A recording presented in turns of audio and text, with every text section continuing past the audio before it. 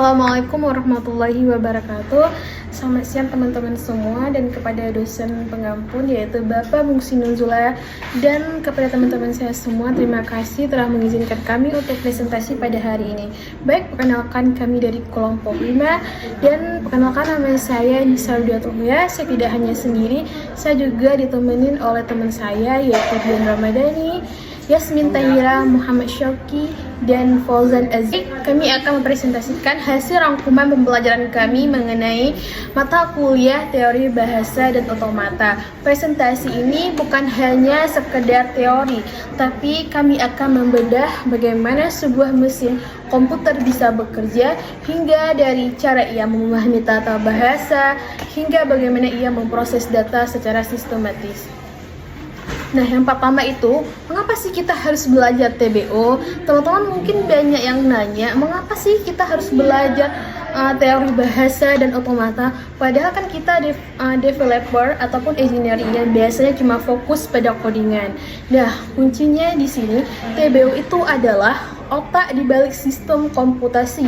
Bayangkan kalau kalian bikin aplikasi. Nah, aplikasi itu harus tahu cara membaca, memproses bahasa pemrograman yang kita tulis. Nah, tanpa TBO nggak ada kompilator yang bisa menerjemahkan kode kalian ke bahasa mesin. Nggak ada sistem editor cerdas, bahkan protokol komunikasi yang kita pakai setiap hari di internet itu semuanya berakar dari prinsip-prinsip TBO ini. Jadi, ini adalah dapur ilmu komputer yang sebenarnya. Yang kedua yaitu ada logika di balik grammar. Lalu kenapa sih kita harus pakai grammar? Teman-teman harus paham kalau komputer itu tidak mempunyai intusiasme, berbeda dengan manusia yang bisa menebak maksud kalimat. Nah, sedangkan komputer adalah mesin ethereal yang butuh aturan kaku. Inilah yang disebut dengan production rules dalam grammar. Grammar adalah kumpulan aturan produksi yang menentukan bagaimana simbol-simbol alfabet disusun agar menjadi kalimat yang sah dan bermakna bagi sistem. Tanpa aturan ini, komputer akan error karena dia nggak bisa mendeteksi apakah string yang dimasukkan itu valid atau tidak. Jadi, grammar adalah polisi yang memastikan setiap baris kode kita bisa diproses dengan efisien dan akurat. Yang ketiga itu ada hierarki Chomsky, yaitu peta kekuatan mesin. Kita harus tahu kalau bahasa itu punya level kerumitan yang berbeda-beda, dan disinilah peran hierarki Chomsky. Kenapa kita bagi tipe 0 sampai 3? Karena setiap bahasa butuh mesin yang tingkat kecerdasannya yang berbeda-beda. Misalnya untuk bahasa yang paling sederhana dan butuh kecepatan tinggi, kita pakai tipe 3 yaitu final state automata. Tetapi untuk struktur bahasa pemrograman yang lebih kompleks, kita biasanya bermain di tipe 2 yang didukung oleh push-down automata. Lalu ada tipe 1 dan tipe 0 yang makin naik levelnya makin kompleks juga mesin yang dibutuhkan, bahkan sampai ke mesin Turing yang nggak punya batasan. Jadi saat kita coding, kita sebenarnya sedang memilih mesin mana yang paling efisien untuk memproses logika tersebut. Baik, penjelasan selanjutnya akan dijelaskan oleh Dian Ramadhani. Baik, setelah teman saya menjelaskan teori bahasa dan klasifikasi bahasa menurut Chomsky, selanjutnya saya Dian Ramadhani akan membahas tentang finite state automata atau yang sering disingkat FSA. Kemudian komponen formal penyusunannya yaitu 5 tupel dan sedikit pengenalan mengenai DFA dan NFA. Pengertian finite state automata atau FSA adalah model komputasi yang digunakan untuk mengenali suatu pola atau bahasa yang sederhana. Disebut finite karena jumlah state atau keadaan terbatas. FSA bekerja dengan cara membaca simbol input satu persatu. Setelah membaca setiap simbol, mesin akan berpindah dari satu state ke state lainnya sesuai aturan transisi yang telah ditentukan. Jika setelah seluruh input dibaca mesin berhenti di akhir state atau final state, maka input tersebut diterima sebaliknya. Jika berhenti di state biasa, maka input ditolak. Finite state automata banyak digunakan dalam dunia komputer, misalnya pengecekan format password, validasi email, analisis leksikal pada kompiler, mesin pencari pola teks, sistem login, scanner QR kode, pengolahan bahasa formal. Cara kerja singkat. Sebagai contoh, misalnya mesin memiliki 3 state. Q0 sebagai awal state, Q1 sebagai state berikutnya, Q2 sebagai state akhir. Input dibaca satu persatu. Jika perpindahan state sesuai aturan hingga mencapai Q2, maka string diterima. Jika tidak sampai ke Q2, maka string ditolak. Komponen formal 5 tupel. Finish state otomata secara formal ditulis sebagai key atau state. Komponen pertama adalah key, yaitu himpunan semua state atau keadaan yang dimiliki mesin. Contohnya, key sama dengan Q0, Q1, Q2. Artinya mesin memiliki 3 keadaan. Terus ada sigma. Komponen kedua adalah sigma, yaitu himpunan simbol input atau alfabet dapat dibaca mesin. Misalnya, sigma sama dengan 0,1. Berarti mesin hanya menerima simbol 0 dan 1. Terus ada delta. Komponen ketiga adalah delta, yaitu fungsi transisi. Fungsi ini menentukan ke state kemana mesin akan berpindah setelah membaca suatu simbol. Sebagai contoh, delta Q0, sama dengan Q1. Artinya, jika mesin berada di Q0 dan membaca angka 0, maka mesin berpindah ke Q1. Terus ada komponen keempat adalah Q0, yaitu state awal. Semua proses selalu dimulai dari state ini sebelum membaca input. Terus ada komponen terakhir adalah S, yaitu himpunan state akhir atau final state. Jika setelah seluruh input selesai dibaca mesin, berhenti pada salah satu state F, maka string dinyatakan diterima. Baik, pada slide ini ditampilkan perbandingan antara DFA dan NFA. DFA atau Deterministic Finite Automata bersifat deterministik, artinya setiap state memiliki tepat satu transisi untuk setiap simbol input yang masuk. Karena itu, alurnya sangat pasti dan tidak memiliki pilihan jalur lain. Sedangkan NFA atau Non-Deterministic Finite Automata bersifat non-deterministik. Suatu state dapat memiliki 0, 1, atau lebih transisi untuk simbol input yang sama. Hal ini membuat NFA lebih fleksibel dan dalam proses perancangan. Jadi, perbedaan utama DFA dan NFA terletak pada jumlah kemungkinan transisi yang dimiliki oleh setiap state. Selanjutnya adalah konsep ekuivalensi.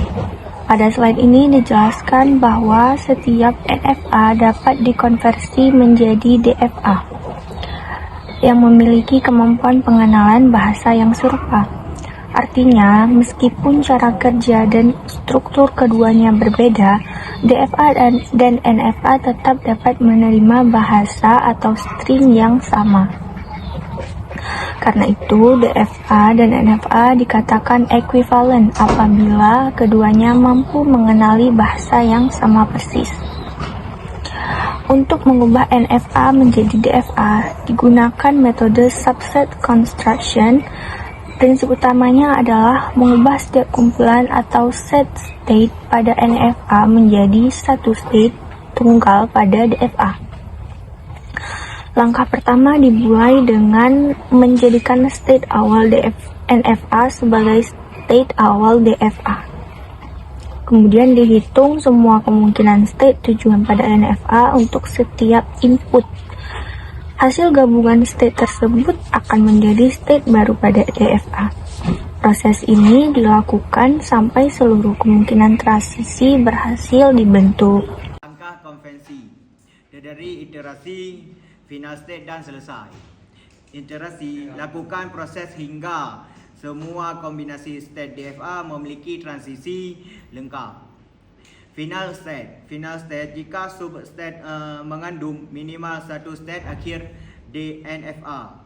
Substate tersebut menjadi final state di DFA. Selesai, mesin DFA baru terbentuk dan siap mengenali bahasa yang sama dengan NFA asal. Analisis visual. Analisis visual secara visual NFA dan DFA seringkali terlihat sangat berbeda dalam diagram transisinya.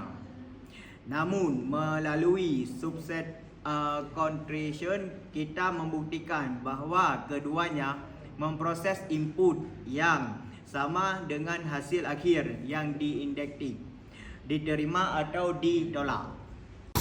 Baik, saya akan menjelaskan tentang pembuktian input string. Pada bagian ini dijelaskan bagaimana mesin memproses sebuah input atau string. Pertama adalah penusulan jalur. Mesin akan membaca setiap karakter dari awal sampai akhir, lalu mengikuti transisi yang sesuai. Kedua adalah proses input. Setiap karakter akan memindahkan mesin dari satu state ke state berikutnya sesuai aturan yang sudah dibuat. Dan yang terakhir adalah kriteria penerimaan. Setelah semua karakter selesai dibaca, jika mesin berhenti di state akhir atau final state, maka string tersebut akan diterima. Sebaliknya, jika berhenti di state biasa, maka string akan ditolak. Yang kedua adalah logika implementasi.